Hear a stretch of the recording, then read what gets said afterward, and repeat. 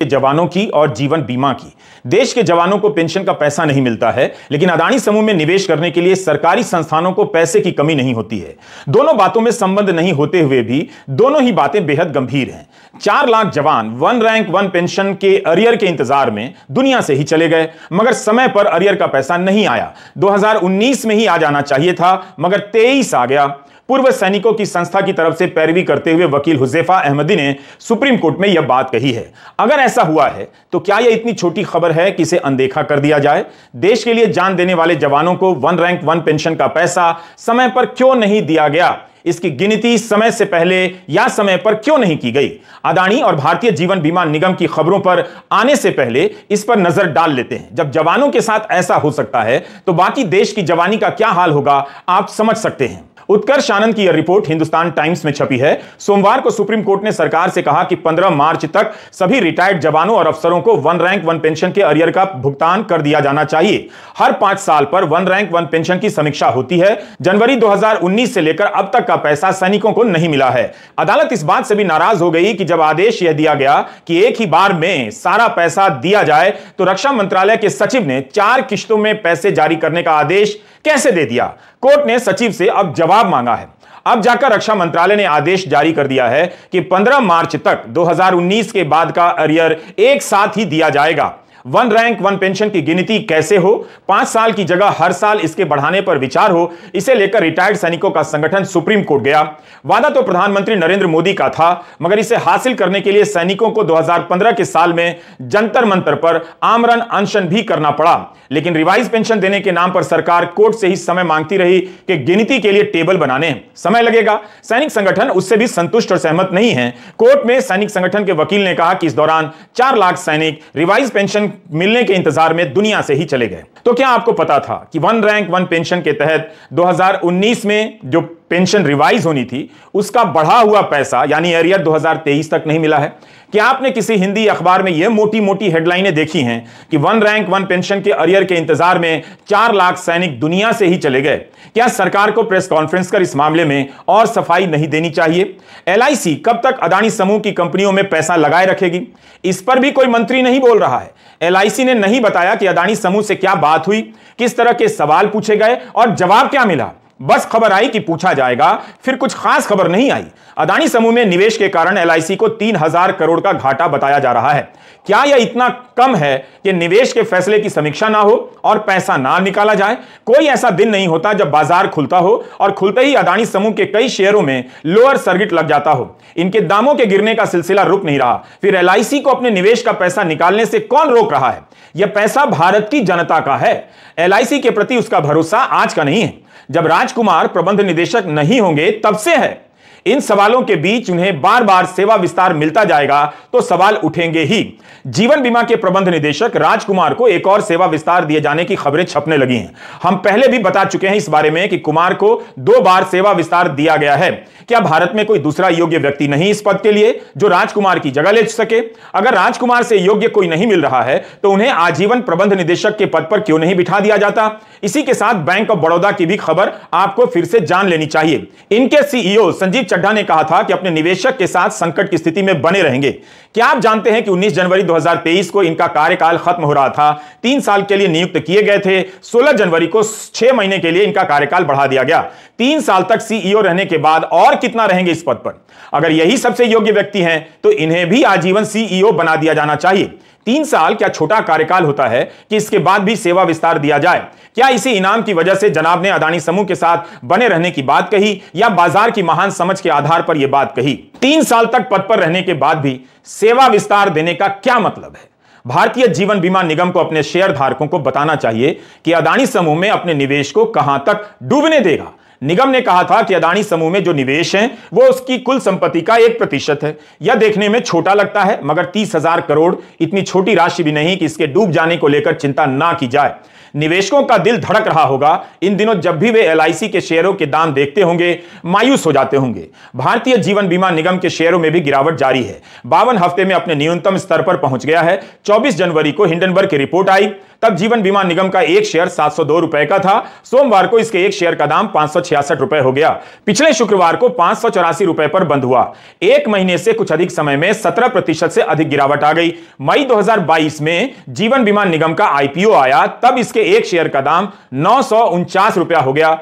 आज इसके एक शेयर पर 383 रुपए का नुकसान है। मई 2022 के दाम की तुलना में 40% का घाटा। यह ध्यान रखिएगा कि बाजार में दाम में उतार चढ़ाव होते रहते हैं, आंकड़े बदल जाते हैं। आज मार्केट बंद होते होते शेयर का रेट 575 के आसपास आ गया।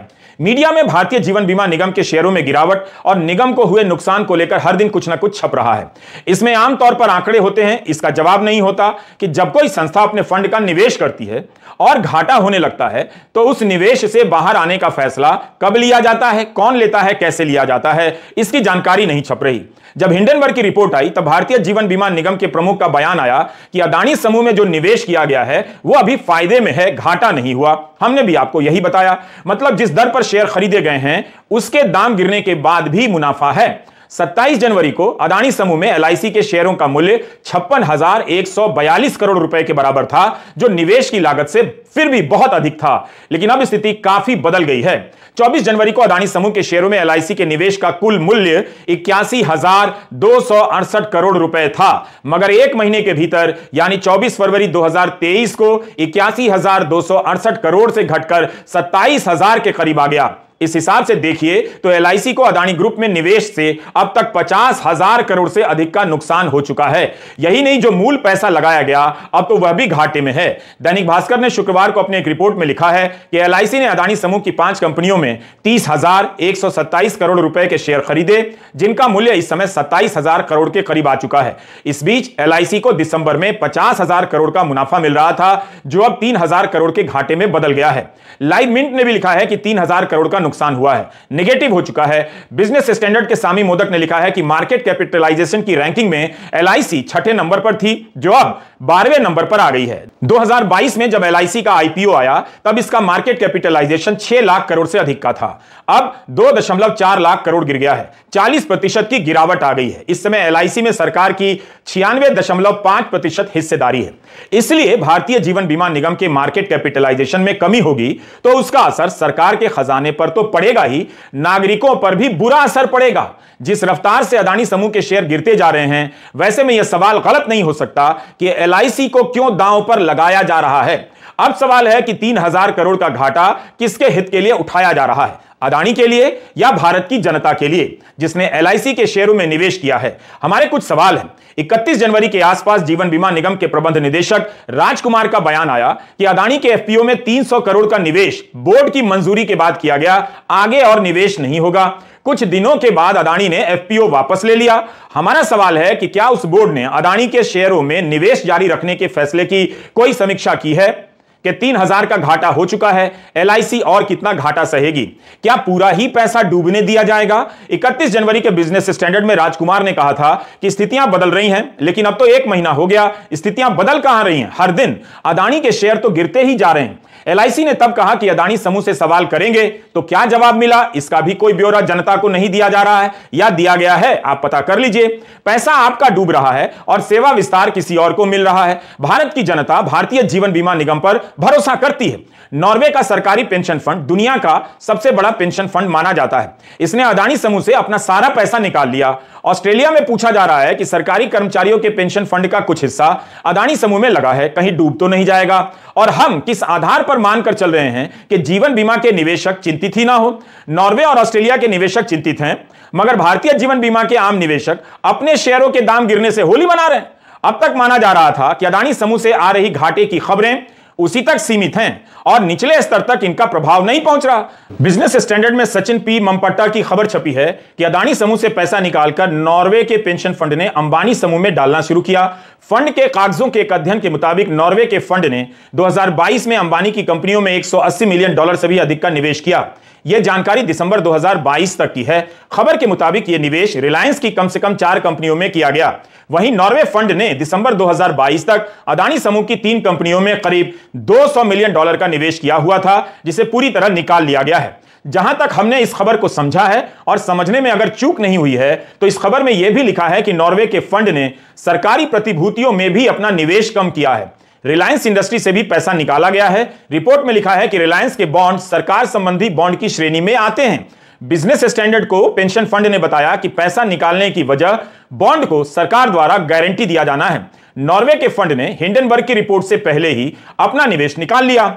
इसमें कहा गया कि पेंशन फंड को शक हो गया कि कहीं उनके पैसे का इस्तेमाल करके प्रदूषण फैलाने वाले कार्य ना किए जा रहे हों, क्योंकि 10 फरवरी की फाइलिंग से पता चला कि अदानी एंटरप्राइजेस अदानी ग्रुप की ग्रीन कंपनियों के स्टॉक को गिरवी रखकर ऑस्ट्रेलिया की करमाइकल कोयला खदानों को फाइनेंस कर रहा है। पेंशन फंड ने कोयले को अपने पोर्टफोलियो से ब्लैक लिस्ट कर दिया है, इसलिए किसी भी रूप में करमाइकल प्रोजेक्ट तक उनका पैसा पहुंचना उनके नियमों का उल्लंघन है। यह बात उनकी एक प्रमुख अधिकारी किरण अजीज ने एक साक्षात्कार में कही थी। अदानी समूह पर स्टॉक में हेराफेरी के आरोप लगे हैं कि उसके जरिए दामों को बढ़ा चढ़ाकर दिखाया गया।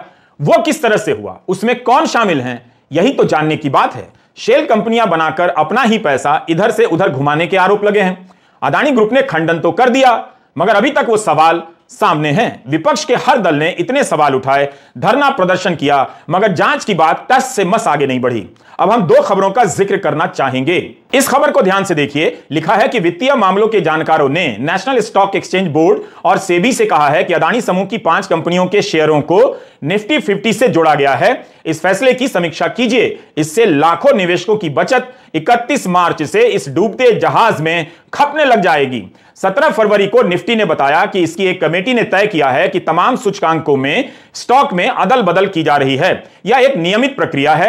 अदानी विल्मर को निफ्टी नेक्स्ट 50 और निफ्टी 100 में शामिल किया गया है। अदानी टोटल गैस को निफ्टी शरिया 25 में जोड़ा गया है और अदानी पावर को निफ्टी के 10 अलग अलग सूचकांकों में रखा गया है। निफ्टी 50 में Adani ports and sales, Adani enterprises पहले से हैं। नई सूची के बाद निफ्टी 50, निफ्टी 100 में अदानी समूह के 6 और स्टॉक जुड़ जाते हैं। हिंदू की इस रिपोर्ट में लिखा है कि भारत के म्यूचुअल फंड के 41 लाख करोड़ का 16% पैसा इन सूचकांकों में लगा है निफ्टी के। जैसे ही निफ्टी 50 या निफ्टी 100 में निवेश करेंगे, उसका कुछ हिस्सा अदानी समूह के इन शेयरों में जाएगा और डूब सकता है। अभी तक यह सवाल उठता रहा है कि म्यूचुअल फंड ने तो अदानी समूह में निवेश नहीं किया।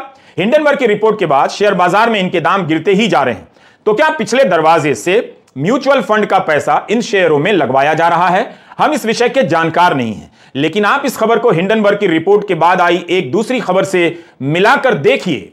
अमेरिकी शेयर बाजार डाउ जोन्स ने अदानी ग्रुप को सस्टेनेबल इंडेक्स से हटा दिया। इससे अब कोई इस मार्केट में इंडेक्स के जरिए अदानी के शेयर नहीं खरीद सकेगा।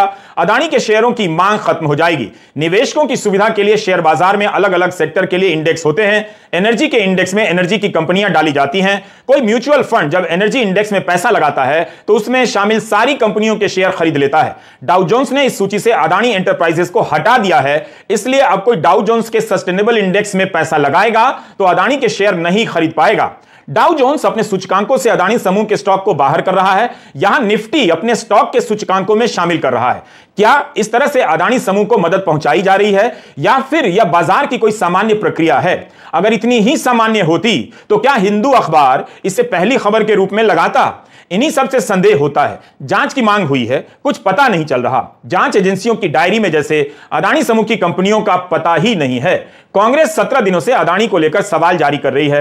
लिखित सवाल होते हैं, कायदे से सरकार की कोई भी एजेंसी लिखकर ही जवाब दे सकती थी, मगर ना तो इन सवालों की रिपोर्टिंग होती है, ना ही जवाब आता है। कांग्रेस ने पूछा है कि जब MSCI, S&P, डाउ जोन्स और FTSE रसेल जैसी प्रमुख मार्केट इंडेक्स बनाने वाली कंपनियां अदानी समूह की फर्मों के भारांक वेटेज की समीक्षा कर रही हैं, नेशनल स्टॉक एक्सचेंज NSE निवेशकों की सुरक्षा के लिए कोई गंभीर कार्रवाई करने में विफल रहा है। इसके विपरीत NSE ने 17 फरवरी 2023 को घोषणा कर दी कि वर्तमान में शेयर बाजारों में डूब रही अदानी समूह की कंपनियों में से अतिरिक्त 5 को 14 सूचकांकों में शामिल किया जाएगा। क्या आप अपने करीबी दोस्त को इस संकट से उबारने के लिए NSE पर दबाव बना रहे हैं? सेबी को यह सुनिश्चित करने के लिए कार्रवाई करने की अनुमति क्यों नहीं दी जा रही कि लाखों निवेशकों का एक डूबते हुए व्यावसायिक समूह में निवेश कराकर उनसे धोखाधड़ी ना हो? यह कांग्रेस के आरोप हैं। इंतजार हो रहा है कि अदानी की खबर से जनता की दिलचस्पी कम हो जाए। लगता है कि इवेंट की खोज हो रही होगी ताकि लगातार कवरेज से चर्चाओं की दिशा मोड़ दी जाए। न्यूज की दुनिया चाहे जैसे भी मैनेज हो जाए, मगर शेयर बाजार मैनेज होता नहीं दिख रहा। शेयर बाजार इन खबरों से बोर नहीं हुआ है जहां लोग अपने दिमाग का इस्तेमाल कर पैसे लगा रहे हैं। उस शेयर बाजार में अदानी अपने शेयरों को अभी तक संभाल नहीं सके हैं। इतनी गिरावट के बाद कोई तो दौड़ा आता कि सही मौका है खरीदने का, खरीदता और दाम चढ़ते। ऐसा होता तो दिख नहीं रहा। भारतीय जीवन बीमा के निवेशक जानना चाहते होंगे कि उनका पैसा कब तक सुरक्षित है। अदानी समूह में एलआईसी का पैसा डूबेगा तो जिन्होंने एलआईसी के शेयर लिए हैं उनका भी डूबेगा। इस पूरे मामले को आप आईडीबीआई के हवाले से समझिए। जून 2018 की खबर है कि उस समय का आईडीबीआई में एलआईसी की 11% हिस्सेदारी थी, लेकिन 2022 अक्टूबर आते आते आईडीबीआई में एलआईसी और सरकार की हिस्सेदारी 94% हो गई।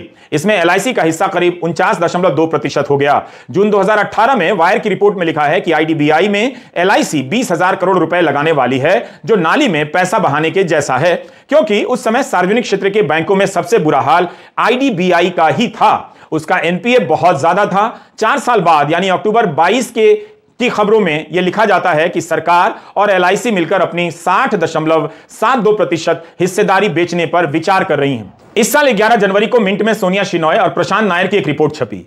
एलआईसी का बयान है कि वह आईडीबीआई बैंक से बाहर नहीं निकलेगी, मगर अपनी हिस्सेदारी कम करना चाहती है। यह बयान प्रबंध निदेशक राजकुमार के हैं। इनके बयान से ठीक 2 दिन पहले department of investment and public asset management DIPM के सचिव बयान देते हैं कि आईडीबीआई से सरकार और एलआईसी दोनों बाहर निकल जाएंगी।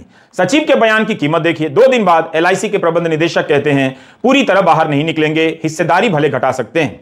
इन खबरों को बताने का मकसद है कि क्या एलआईसी अदानी समूह से अपना पैसा निकालने पर विचार कर रही है, करेगी, या उसके साथ ही डूबते रहने का इरादा है। यूपी की लोक गायिका नेहा सिंह राठौर को गाना गाने पर पुलिस नोटिस भेज देती है। यहां तो शेयरों के दाम बढ़ा चढ़ाकर मैनिपुलेशन करने के आरोप लगे। 12 लाख करोड़ से ज्यादा की संपत्ति हवा हो गई, मगर ईडी सीबीआई का कोई छापा नहीं पड़ा। आरोपियों के पक्ष में महापंचायतें तक हो जाती हैं इस देश में। पुलिस को ललकारा जाता है, कुछ नहीं होता। एक धर्म के खिलाफ हिंसक नारे लगाए जाते हैं, कुछ नहीं होता। नेहा सिंह राठौर के गानों से ही तनाव फैल रहा है। नेहा सिंह राठौर अगर अदानी समूह और हिंडनबर्ग की रिपोर्ट को मिलाकर कोई गाना ही बना दें, गा दें, तो नोटिस किसे जाएगा? नेहा को या हिंडनबर्ग को या अदानी समूह को?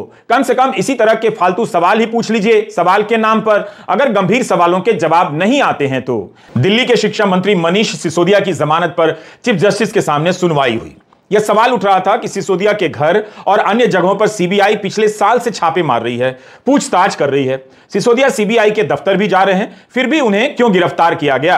क्या जेल में रखने के लिए? सिसोदिया के अब विरोधी प्रशांत भूषण ने भी ट्वीट किया है कि जो आरोप लगे हैं उनकी प्रकृति गंभीर है और जांच गंभीरता से होनी चाहिए, लेकिन गिरफ्तारी की बात समझ में नहीं आती है। सुप्रीम कोर्ट ने कहा है कि इस स्तर पर दखल नहीं देंगे, हाईकोर्ट जाइए।